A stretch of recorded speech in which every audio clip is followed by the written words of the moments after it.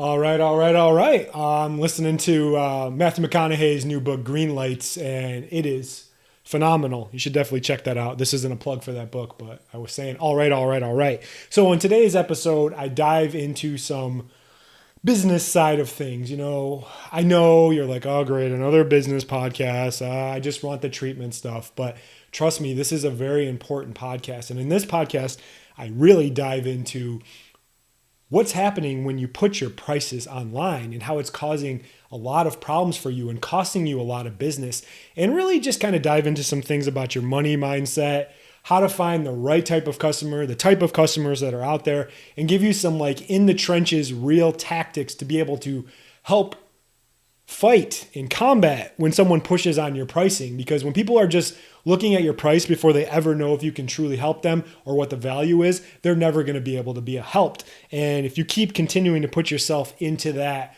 corner or pigeonholing yourself as a commodity and as a service provider, you're not going to go where you want to go in your life, in your business, in your practice. So this really helps you continue to strive to become that solutions provider and really take it to the next level and solve people's problems and get that reputation as a true healthcare provider. I hope you guys enjoyed the show.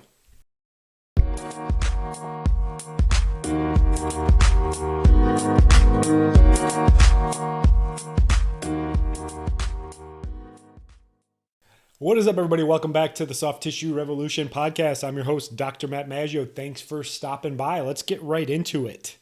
Stop posting your prices on your website. Once again, stop posting your prices on your website. So I'm going to dive into that a little bit more. When I say this at first, people look at me like my head's going to explode. They'll be like, well, that's stupid. Why wouldn't I do that?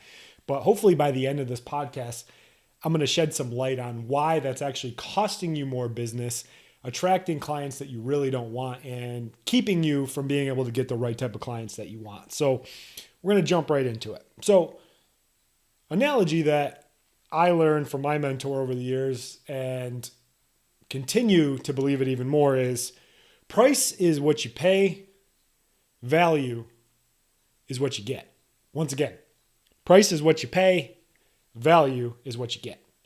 So I made a podcast about this, I think it was like 5 or 6 months ago. It's actually one of my highest downloaded podcasts to date. It's called The Idea of like Avoid Price Demons at All Costs. I'll put a link to that into the show notes because I go into a little more deeper about pricing structure, how to price correctly, how to get away from the people that are only looking for a bargain and things like that. And it's a really good, insightful one to help you think of like the psychological components behind pricing, what you charge, and the delivery you go. So go back and listen to this. So one thing that I always emphasize, and I want to continue to emphasize this, is at the end of the day, you have to have the best product out there. You have to be the best at what you do. And you know if you are or if you're not. If you're someone that's just kind of mediocre, just kind of going through the motions, you know you don't really have a good product. And if you don't have a good product, then of course you can't price it correctly.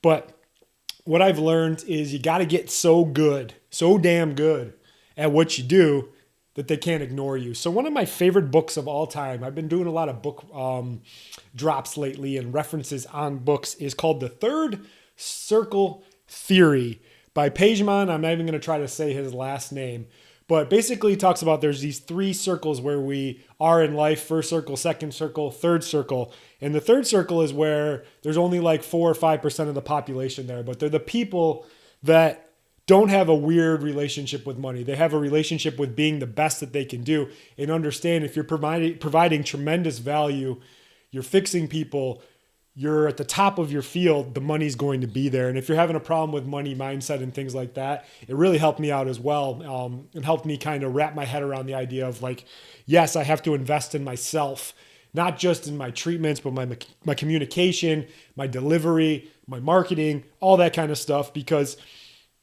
that's how you get to that next level. But if you're just a pretender and you pretend like you're good because you take one bullshit seminar a year, or maybe you take a bunch of seminars and you're a seminar junkie, but are you truly the best at what you do? And you know if you are because you're putting the time in. And when you look yourself in the mirror, you have that true conviction and belief in yourself. And if you don't have that and you want to learn more and how to get better at treatment, we do offer training. So the other thing is just your own relationship with money. money's fickle. And when you obsess over it, it seems to fall out of your hands. All money really is a transfer of energy. Someone is transferring that energy to you to give them some type of value, some type of result, something in exchange. That's all money is. It's really nothing else than that. And we save up money and we use money to buy energy for other things. So if you can change your belief around that and understand it's just a transfer of energy, it's going to help you out a lot more. So it goes back to what I've been talking about since day one. I've been doing this podcast now for almost 2 years.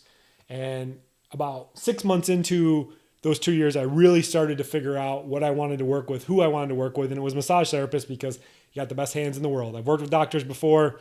They suck. They think they're better than everybody else. Massage therapists are on a different level when it comes to being able to use their hands to fix people. But that's not what this podcast is about. So once again, reminding yourself, are you a service or a solutions provider? I talk about this all the time. Are you providing a service or are you a solutions provider? When you give your price up front, you automatically place yourself as a commodity. And when you do that, you're just like everyone else out there. And the client starts judging you before they even know what sets you apart. They look at you like just everyone else out there. They look at you as a non-essential service provider. And that's what happens, and you typecast yourself into that position when you put your pricing online. So there's 4 types of buyers in the world, and I'm going to go through those with you. Number 1 buyer is the buyer in heat. You know that buyer all day long. They're the people that are so excited. They call, they're like, I want to get in right now. I don't care what it costs. This is the most amazing thing ever. My friend told me about you and you're amazing, blah, blah, blah, blah, blah. Those are great people, but they're not that common. Maybe 10 or 15% of what you give. They really don't ask about price. They just want to come in and they want you to fix them. They're the best ones out there, but they're not people that you're going to see a lot. Now, the next one is called a power buyer. So what is a power buyer? A power buyer is someone that's in the process of doing their research. They have a problem, but they're not sure if you're going to be that solution to actually fix it. But they're looking around actively. And usually what they're looking at is they're going to look at your website. They might look at some social media presence. They might look at your reviews. There's a lot of things. They're trying to figure out if they trust the product, they trust the business, and they trust you to solve their problem. And they want to give their money to the right person. And they're not really price averted at this point. They're more trying to find someone that can actually solve their problem. And this is the key demographic that so many people miss out on when they're trying to market to the right people, is like this power buyer here. And what happens is usually you falter in those 3 areas, where it's either they don't trust the product, they don't trust the business, and they don't trust you. And that's how you kind of go through that process and do that. The next one are the people that I can't stand the most. They're called looky-loos, better known as tire kickers. People that really don't have any desire to want to come in and get fixed. They just want to pretend like they do. And they ask you a bunch of questions and they seem like they're interested. They seem like they're a power buyer. But as soon as you bring up something about money or something like that, they get real vague or they go away. But they mess with you. And then you end up spending a lot of time trying to cater to those looky-loos. And you think that people want to see your prices up front. You think that that's what's going to happen. But these people are the worst and they waste your goddamn time. Last one is people that just shouldn't be there. People that found you by mistake.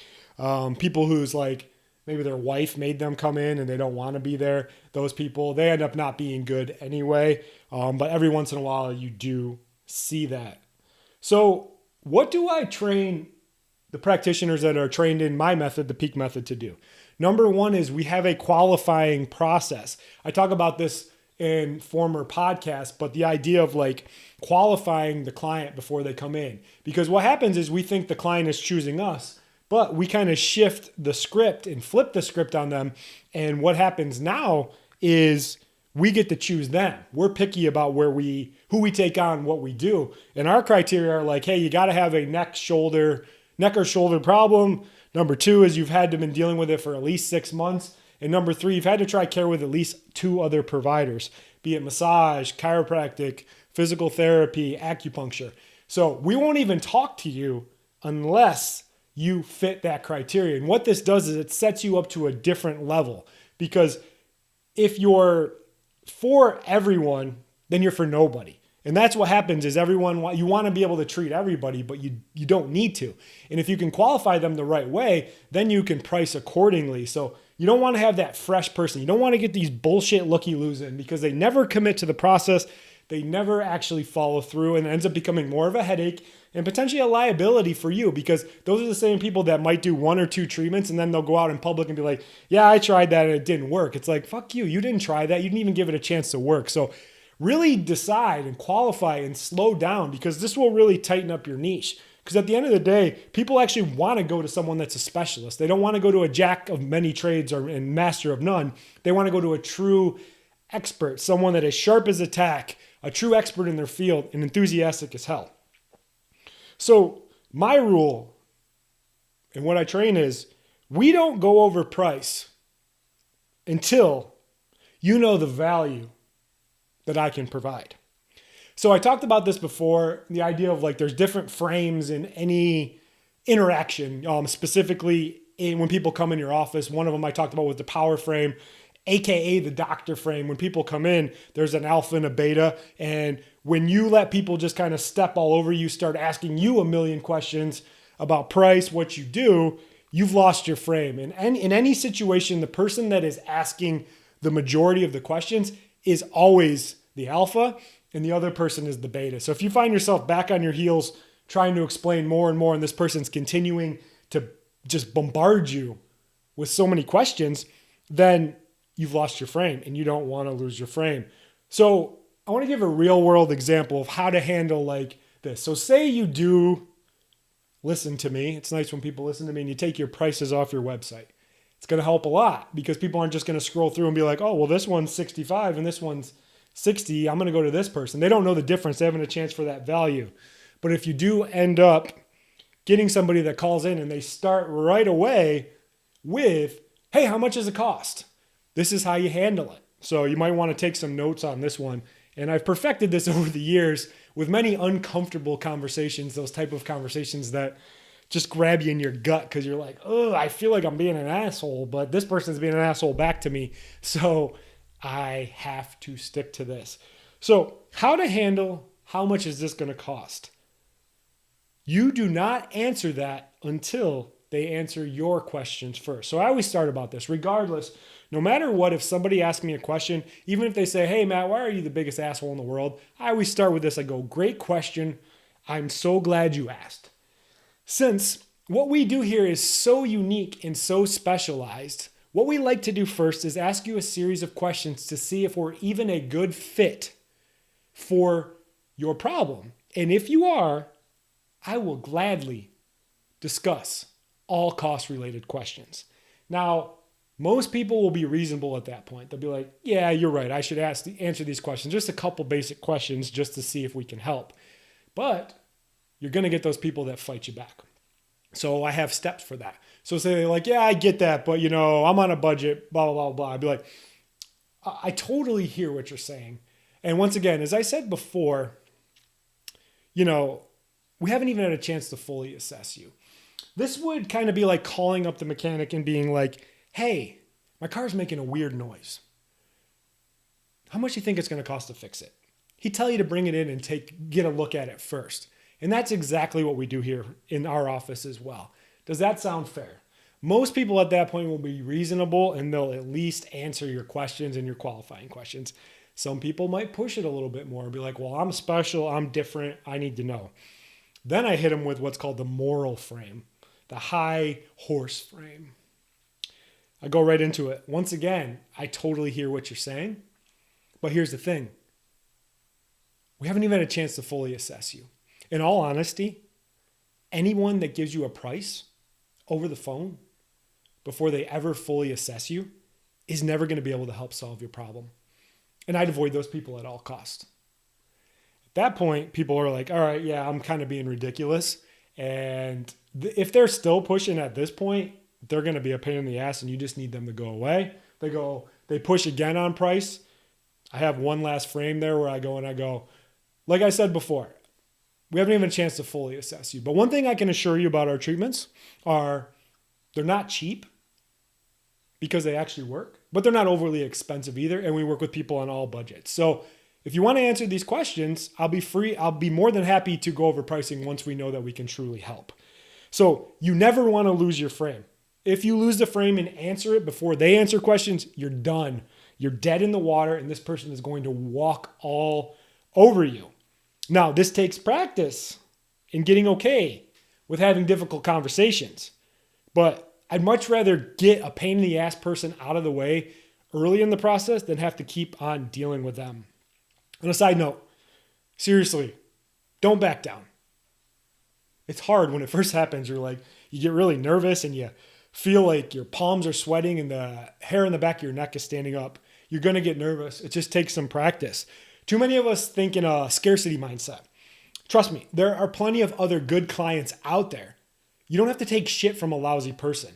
Channel your inner abundance mindset. Very woo-saw, deep mindset stuff there. So that's the problem that people are running into. When you put your website with a price, people judge you before they ever know that they can help. And unfortunately, in the massage field, there's so many overly saturated people that people don't really get a chance to know, and they prejudge you on your price before they ever know what you can do. So this is what we teach in the Peak Method trained practitioners, is to slow down. Let people know that you're in charge, that you're a true expert. You're going to ask the right type of questions, and you're very picky about who you work with. It makes you like the cool kid at the lunch table that everybody wants to sit with, and it will take you to the next level and allow you to charge more, get people to commit better, and get a better quality clientele. So what's my call to action? They say you should have a call to action at the end of every post or podcast. One is just change your relationship with money. Your prices are too low because you're scared and you're not confident in your treatment.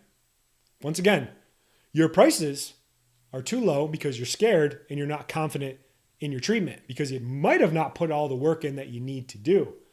If you have put the work in and you know you're good and you're still charging less, then you got some issues with money and value, and you need to kind of work through that. Can help you with that. Then just learn from us. Got a lot of people running through my system now that are having great success, and this isn't a shameless plug. People are just doing really well because they've learned how to communicate, how to educate properly, how to take control, be taken seriously as a healthcare provider.